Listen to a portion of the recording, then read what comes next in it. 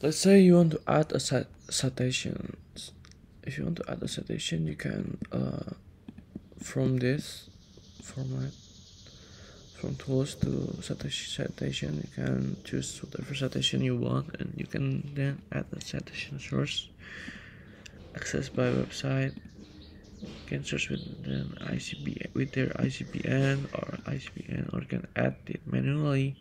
Or better yet, you can also do this if your book or your anything is on Google Scholar. You can click on this, then you can copy it directly. For example, if I want an MLA, I can just put this right here, Control V, and just like that you can have a citation, or you can just add it manually through here.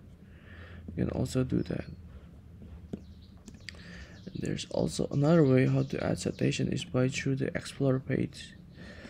For example, you want to know about lion. You can cite this, cite as footnote. You can also do this, cite as footnote, by the Explore function. And that's how you are able to put the citation on Google Docs.